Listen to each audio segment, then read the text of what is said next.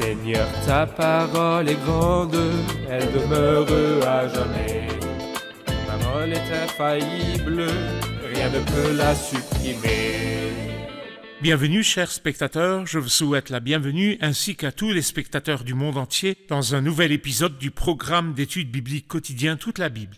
Nous étudions toujours l'épître aux Éphésiens, l'épître des lieux célestes, une des épîtres de la prison que l'apôtre Paul a écrite depuis la prison de Rome. Nous sommes arrivés dans notre étude au chapitre 3, versets 1 à 13. Permettez-moi au début de l'épisode de souhaiter la bienvenue à mon invité, le serviteur du Seigneur, le frère Youssef Riyad. Bienvenue, frère Youssef. Merci beaucoup, frère Riyad. Nous souhaitons également la bienvenue au public qui est avec nous. Bienvenue à tous. Frère Youssef, quels sont les principaux sujets du chapitre 3, les points principaux? En fait, on remarque que le chapitre 3 est un peu étrange, car le premier verset est le sujet. Et puis, du verset 2 jusqu'à la fin du chapitre, il ouvre deux parenthèses, et c'est comme une interruption dans laquelle il explique le mystère. Alors donc, c'est comme si la partie principale de ce chapitre est l'explication du mystère, dont nous avons dit qu'il s'agit du sujet de l'épître aux Éphésiens. Quel est le sujet de cette épître? Le mystère.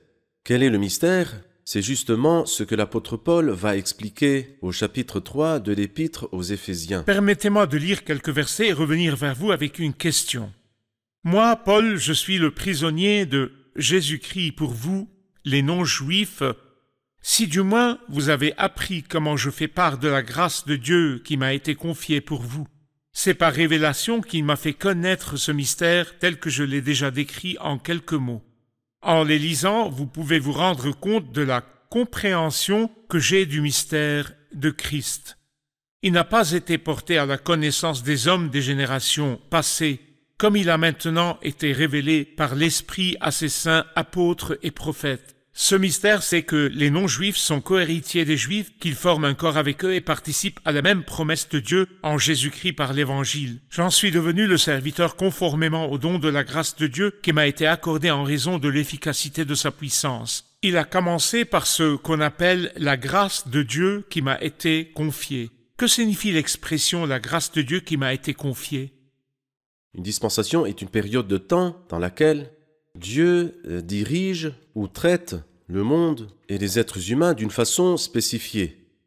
Et cette façon-là échouait autrefois. Le problème n'était pas en Dieu qui a mis cette façon ou cette manière, mais le problème était plutôt dans l'homme, qui ne répondait pas à Dieu sous aucune condition.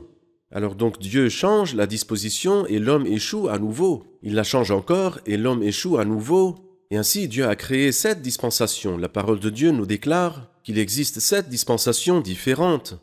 Et à chaque fois, après chaque dispensation, l'homme échoue. L'être humain a échoué à chaque dispensation. Et sans la grâce, comme nous le chantons dans le cantique, sans la grâce, nous n'aurions aucun espoir en quoi que ce soit. Et nous sommes donc arrivés à la 6e dispensation, qu'il a appelée ici « Si du moins vous avez appris comment je fais part de la grâce de Dieu qui m'a été confiée pour vous ». Alors ici, il nous parlera dans ce chapitre de la dispensation de la grâce de Dieu. Et le sommet de cette dispensation, qu'il y a en fait un très grand mystère, l'unité du Christ avec l'Église. Pourriez-vous, s'il vous plaît, me donner une idée des 7 dispensations par lesquelles le Seigneur a traité, traite et traitera la terre? La première dispensation est au paradis. Au paradis, lorsque Dieu a mis l'homme dans l'état d'innocence. Et nous l'appelons la dispensation de l'innocence dans le paradis. Parce que l'homme ne connaissait pas le bien, ne connaissait pas le mal et n'avait qu'un seul commandement. Bien que cette dispensation ait été facile, l'homme y a échoué. Alors vient la deuxième dispensation, celle de la conscience. Comme l'homme, après avoir mangé de l'arbre de la connaissance du bien et du mal, est devenu connaisseur du bien et du mal. Puisque maintenant tu connais le bien, fais-le. Tu connais le mal, ne le fais pas. Parce que l'homme, bien qu'il sache ce qui est bien, ne l'a pas fait. Et bien qu'il sache ce qui est mal, il n'a pas arrêté de le faire. Et cette dispensation a échoué quand la terre a été remplie d'injustice, et la terre entière a été corrompue, et alors Dieu a envoyé le déluge à l'époque de Noé. Après, il y a eu la dispensation des gouvernements humains. Dieu a suscité un gouvernement, vu que le meurtre s'est multiplié dans le temps qui précédait le déluge. Alors Dieu dit non, si quelqu'un verse le sang de l'homme, son sang sera versé par l'homme. Et malheureusement, cette dispensation a également échoué. Il a commencé par Noé, parce que justement Noé ne pouvait pas se gouverner lui-même. Et puis la dispensation de la promesse et de l'alliance. au temps d'Abraham. Et cette dispensation a également échoué quand les enfants d'Israël ont oublié le nom de Dieu et ont vécu en adorant les idoles en Égypte. Vient ensuite la dispensation de la loi après que le peuple eut été sauvé du pays d'Égypte. Ceci a continué pendant 1500 ans et s'est terminé avec la venue du Christ. Et voici que le peuple, que le Christ a distingué des autres peuples, ont crucifié le Christ, donc cette dispensation a échoué. Actuellement, nous sommes dans la 6e dispensation, la dispensation de la grâce de Dieu. Et je pense que les symptômes de l'échec sont clairs, que ce soit au niveau de l'humanité tout entière ou même au monde chrétien, où la corruption et l'impureté se sont multipliées, car ils se sont énormément éloignés de l'enseignement pur de la Bible sainte. Puis enfin viendra la dispensation de la plénitude des temps, le royaume millénaire. Et cela se terminera malheureusement aussi par l'échec de l'homme. Nous allons faire une pause et nous reviendrons pour poursuivre notre discussion. Chers spectateurs, je vous retrouve après la pause. Restez à l'écoute. L'Église étant un mystère ne signifie pas que le mot mystère a le sens de roman policier ou d'une série obscure. Le mystère ici est quelque chose qui était caché dans le passé et s'est maintenant révélé. Dans ce sens, l'Église était quelque chose de caché dans l'Ancien Testament, mais a été révélée dans le Nouveau Testament. Elle a commencé et elle est née le jour de la Pentecôte, lorsque le Saint-Esprit fut répandu sur les disciples du Christ et le Seigneur a commencé à élargir la communauté des croyants. Ce processus continue depuis ce jour et jusqu'à la prochaine venue du Seigneur.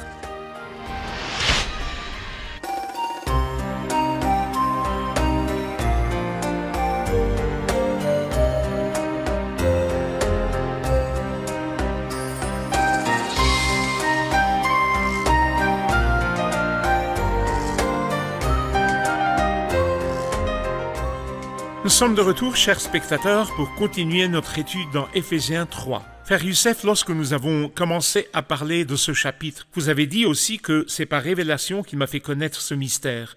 Nous voudrions connaître la signification du mot mystère. Y a-t-il d'autres mystères dans le christianisme? J'appellerais le mystère un saut dans la révélation. Il y a une évolution dans la révélation et c'est un principe général. Lorsque Dieu donne une lumière dans le livre de la Genèse, chapitre 3, par exemple, sur la descendance de la femme, lorsqu'il parle de nouveau à propos de ce Sauveur, il donne une nouvelle lumière et une autre lumière. Et il y a toujours un progrès dans la révélation. Le mystère est un saut, c'est-à-dire quelque chose qui n'avait aucune indication préalable. Exactement comme dans la science. Ils disent qu'il y a une évolution et un saut. On ne sait pas d'où ça vient. Alors dans la Bible sainte, il y a une évolution et il y a un saut. Le mystère est un saut.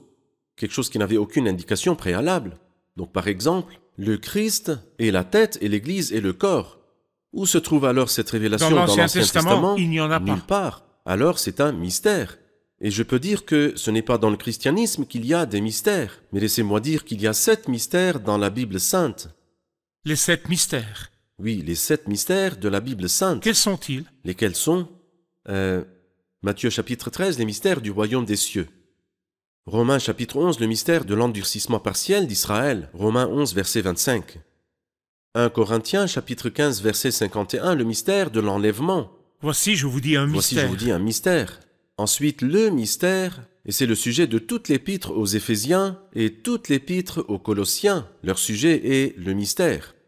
Numéro 5, le mystère de la foi, dans 1 Timothée chapitre 3. Ensuite, le mystère de la piété, dans 1 Timothée chapitre 3 également. Et puis, le mystère des 7 étoiles et les 7 chandeliers, Apocalypse chapitre 1. Et parmi ces 7, il y a 2 grands mystères. Et en opposition à ces 2, il y a 2 mauvais mystères. Le premier grand mystère, c'est l'union du Christ avec l'Église. Ce mystère est grand et je dis cela par rapport à Christ et à l'Église. Éphésiens 5, verset 32. Et le deuxième grand mystère, 1 Timothée chapitre 3, verset 16. Le mystère de la piété est grand. Ainsi, aux 2 grands mystères se confrontent 2 mystères sataniques, 2 mystères sinistres. Le mystère de l'impiété s'oppose au mystère de la piété. Nous lisons à propos du mystère de l'impiété dans 2 Thessaloniciens 2. Et le mystère de la grande Babylone, en opposition avec le mystère de l'union du Christ avec l'Église dans la grande prostituée, mère des prostituées et des abominations de la terre. Donc 7 mystères, dont 2 grands mystères. Et puis en en opposé, il y a deux mauvais mystères. Ce sont les mystères de la Bible. Ce sont les N'y mystères a-t-il de la pas Bible. d'autres mystères? Oui, alors les autres choses, eh bien, ce sont les gens qui les ont faites. Cependant, la Bible n'a absolument rien mentionné à propos de ces mystères. Bon, si nous prenons un exemple, supposons que nous disions que le mariage selon Éphésiens 5, le mariage ne peut pas être un mystère, car ce qui était un mystère a été révélé. Mais ce mystère est grand, et je dis cela par rapport à Christ et à l'Église. Quel est le mystère dans le mariage? Où est le mystère? C'est-à-dire lorsque l'apôtre Paul nous dit dans 1 Corinthiens chapitre 6, « Ne savez-vous pas que celui qui s'unit à la prostituée est un seul corps avec elle ?» Il devient un seul corps avec la prostituée. Où est le mystère? Où est le mystère quand un homme épouse une femme pour ne former qu'un seul corps? Toute relation, n'importe quelle relation, produit cette conséquence horrible.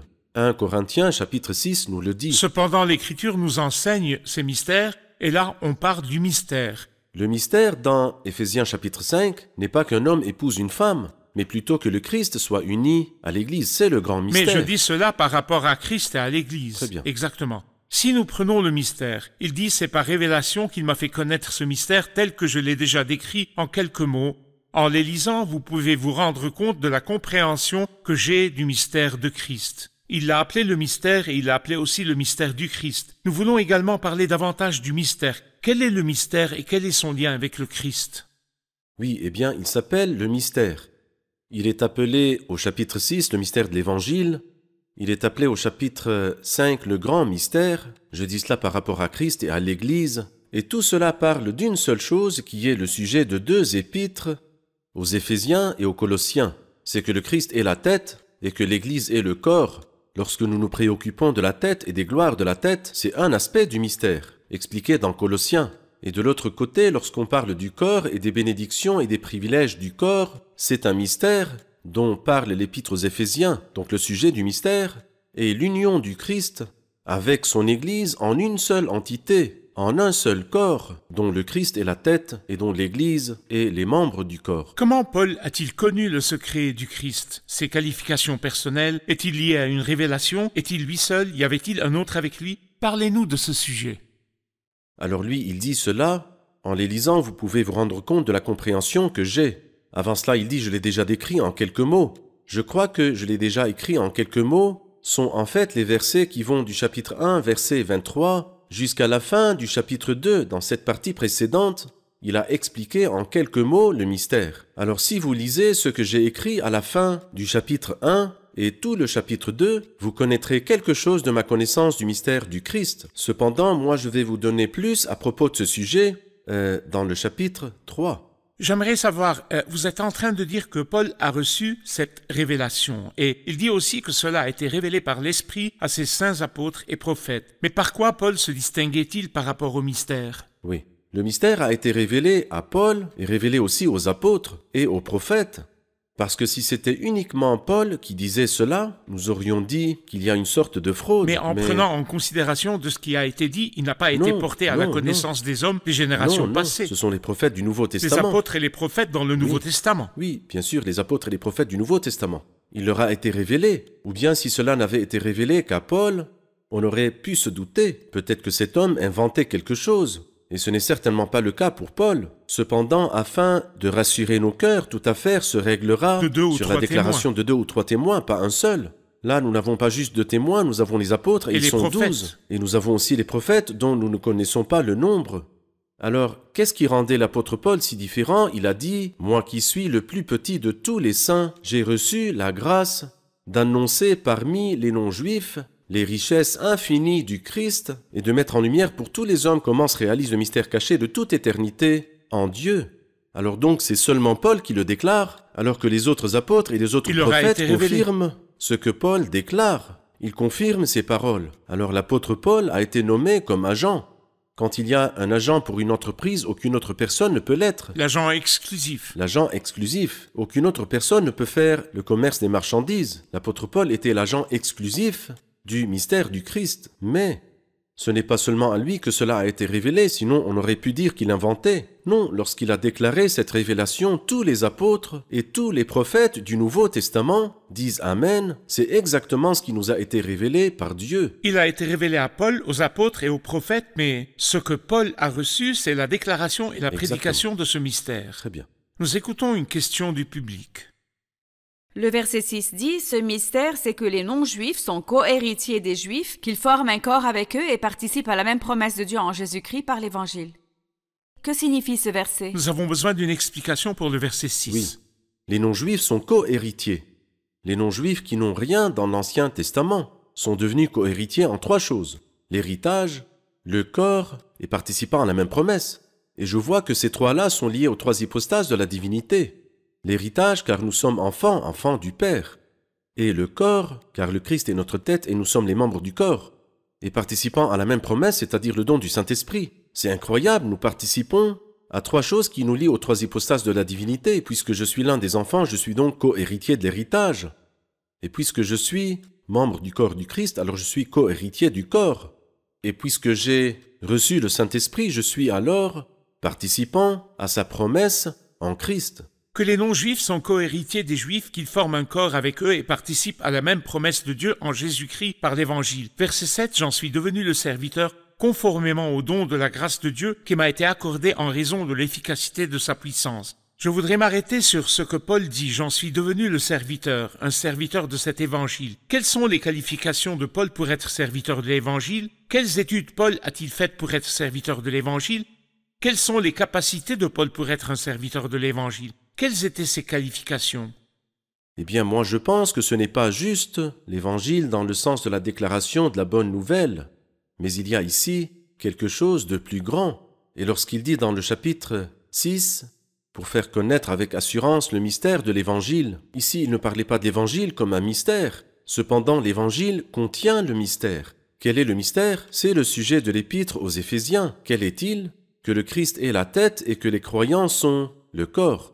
Alors donc ce grand mystère, j'en suis devenu le serviteur, dont il a parlé dans l'Épître aux Colossiens, chapitre 1, je suis le serviteur de l'Église qui est son corps. Le serviteur de l'Église dans le sens que ce grand mystère, que cette grande affaire, que l'Église est le corps du Christ, j'en suis l'agent exclusif comme nous avons dit tout à l'heure. J'en suis devenu le serviteur conformément au don de la grâce de Dieu qui m'a été accordé en raison de l'efficacité de sa puissance. La source de la réception du don est la grâce de Dieu comme je ne le mérite pas. Et dans le but de pratiquer ce don, j'ai besoin de l'efficacité de sa puissance, parce que sans la puissance de Dieu, je ne suis capable de rien faire. D'accord, très bien. Nous allons faire une pause et revenir pour continuer, frère Youssef. Chers spectateurs, je vous retrouve après la pause. Restez branchés.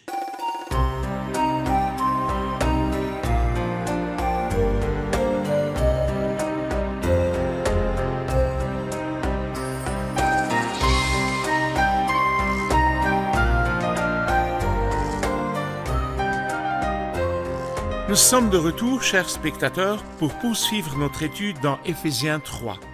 Frère Youssef, les versets à partir du verset 8 disent « Moi qui suis le plus petit de tous les saints, j'ai reçu la grâce d'annoncer parmi les non-juifs les richesses infinies de Christ et de mettre en lumière pour tous les hommes comment se réalise le mystère caché de toute éternité en Dieu qui a tout créé par Jésus-Christ. » L'appel de Paul, en allant annoncer ce mystère, il a dit d'annoncer parmi les non-juifs les richesses infinies de Christ. Qu'est-ce que vous y voyez dans l'activité de Paul? Eh bien, j'y vois d'abord le lien de ces paroles avec le mystère. Donc, par exemple, si vous me parlez de quelqu'un qui est un milliardaire, qu'est-ce que ça m'a apporté? Vous me dites que cet homme est l'homme le plus riche au monde, il a plusieurs milliards, et alors, qu'est-ce que j'en ai tiré comme bénéfice? Cependant, si cette personne devient mon proche, par exemple, j'aurai de l'intérêt. Quand il dit d'annoncer parmi les non-juifs les richesses infinies du Christ, tu me dis cela alors que je suis non-juif, tu me dis que le Christ est très riche, et alors? Non, tu es concerné, tu es devenu sa fiancée, tu es devenu son épouse, et c'est ça le mystère. Alors le voici qui va vers les non-juifs pour leur dire que le Christ à qui vous allez être liés ne vous sauvera pas seulement de l'enfer, ne vous libérera pas seulement du péché et de ses conséquences amères, il est plutôt la personne la plus riche du monde, les richesses du Christ, parce que tout a été créé par lui et pour lui. Alors, l'univers entier, à qui appartient-il? Il appartient au Christ, waouh! et c'est lui-même l'époux de l'Église.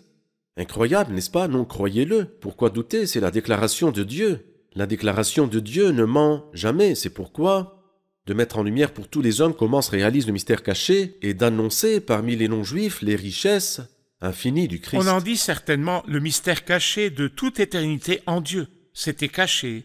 Et maintenant, il est révélé. C'est vrai. Le mystère qui, dans des générations passées, n'avait pas été révélé au Fils des hommes. Avant cette révélation, il n'avait pas été révélé au Fils des hommes. Maintenant, il est connu. Donc ce n'est plus un mystère, car il a été révélé. J'aimerais dire, à ce propos, que l'idée que l'Église existait dans l'Ancien Testament est complètement niée par ce chapitre. Très bien. Car l'Église était un mystère caché de toute éternité en Dieu.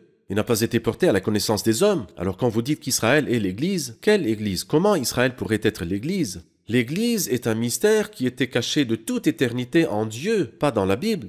On ne peut donc pas faire référence à l'Église dans l'Ancien Testament, on ne la trouvera Absolument. pas, parce qu'elle était cachée en Dieu et non pas dans le livre de Dieu. Il n'a commencé que le jour de la Pentecôte. Ce mystère a été révélé à Paul, aux saints apôtres et aux prophètes. Le lien de ce corps avec le Christ, cette entité avec le Christ. Très bien. Les versets suivants disent au verset 10, « Ainsi les dominations et les autorités dans les lieux célestes connaissent maintenant, par le moyen de l'Église, la sagesse infiniment variée de Dieu, conformément au plan éternel qu'il a accompli en Jésus-Christ notre Seigneur. C'est en Christ, par la foi en lui, que nous avons la liberté de nous approcher de Dieu avec confiance. Aussi, je vous demande de ne pas perdre courage à cause des souffrances que j'endure pour vous. Elles sont votre gloire. J'aimerais savoir comment, par le moyen de l'Église, comment les dominations et les autorités dans les lieux célestes connaissent la sagesse infiniment variée de Dieu. C'est merveilleux. L'apôtre Pierre a parlé des choses qui nous appartiennent en disant les anges eux-mêmes désirent y plonger leur regard. Mais Paul parlait de quelque chose de plus élevé et de plus fin, pas seulement les anges, mais aussi les dominations et les autorités dans les lieux célestes. Et pas seulement plonger leur regard, mais que les dominations et les autorités dans les lieux célestes connaissent la sagesse infiniment variée de Dieu.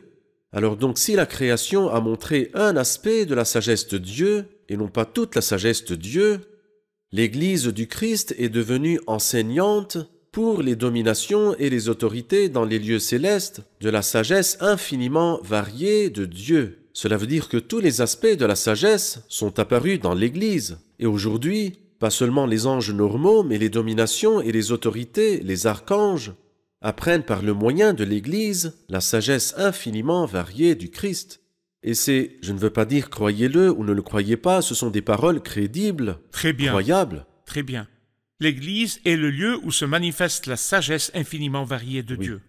Passons maintenant au verset 11. Personnellement, je m'arrête devant ce verset et mon cœur est captivé et s'incline devant le Seigneur, conformément au plan éternel qu'il a accompli en Jésus-Christ, notre Seigneur. Chaque mot a besoin de pause, pas seulement d'une seule. C'est vrai. Au plan éternel qu'il a accompli en Jésus-Christ, notre Seigneur. Qu'est-ce que vous y voyez?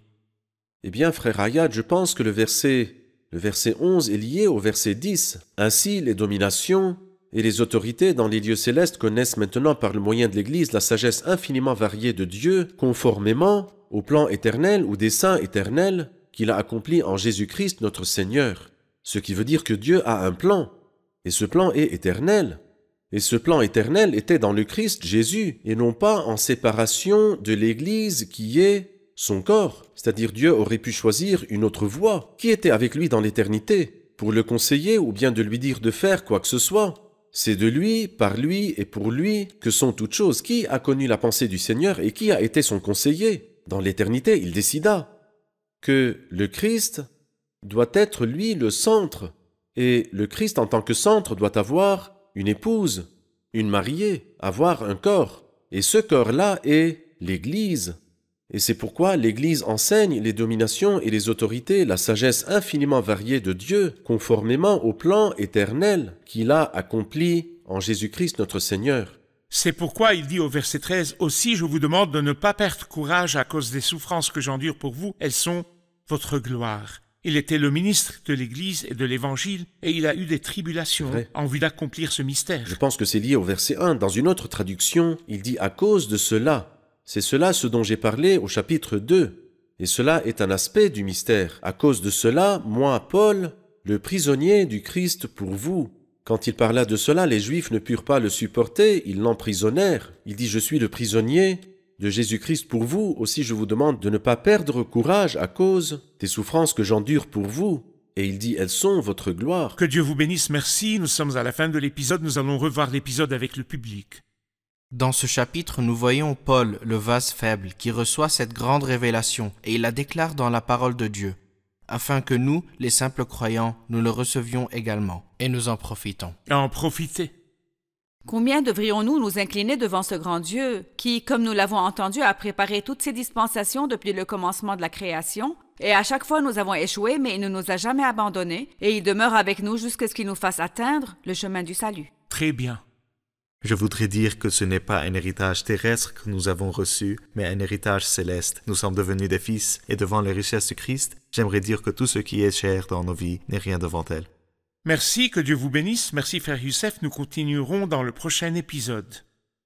Chers spectateurs, écoutez les paroles de Paul lorsqu'il dit d'annoncer parmi les non-juifs les richesses infinies de Christ. Le Christ a des richesses et aussi un héritage infini. Vous et moi pouvons profiter de ces richesses et de cet héritage si seulement nous acceptons le Christ comme notre sauveur personnel. Le Christ a dû payer le grand prix sur la croix par sa mort, et le don est maintenant gratuit pour vous. Si vous acceptez le Christ, vous serez accepté par Dieu, vous jouirez des richesses infinies du Christ. Je vous retrouve dans un prochain épisode et que le Seigneur soit avec vous.